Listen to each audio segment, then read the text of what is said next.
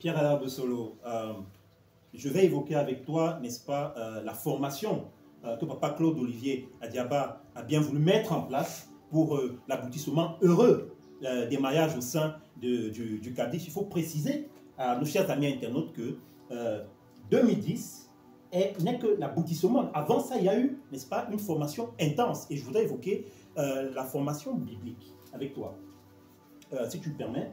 Je vais citer un extrait, n'est-ce pas, de son enseignement sur les unions au sein de notre communauté, au sein du Kaddish, n'est-ce pas, enseignement qui date, n'est-ce pas, du 14 août 2010.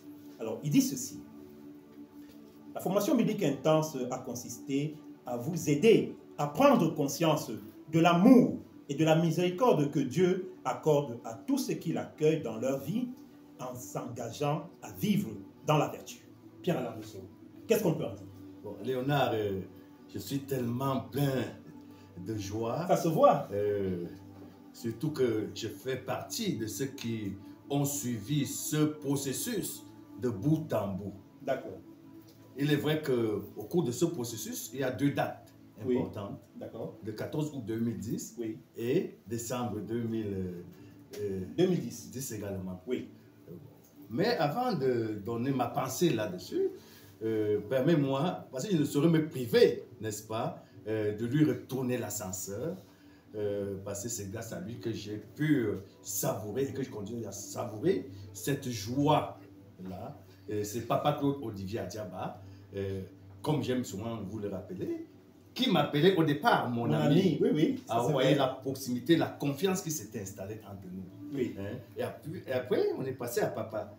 Merci beaucoup, Papa Claude Olivier Adiaba, parce que de manière très ordonnée et processuelle, tu as su, moi, m'amener à sortir d'une vie, d'un cocon, hein, qui nous rendait un peu, j'ai envie de dire, papillon sentimental, qui faisait moins papillon sentimental, pour une sédentarisation sentimentale. C'est très fort ça. Papillon sentimental, sédentaire sentimental. Ah oui. C'est dire que Papa Claude Olivier Adiaba a ceci de particulier. Quand j'ai fait sa rencontre,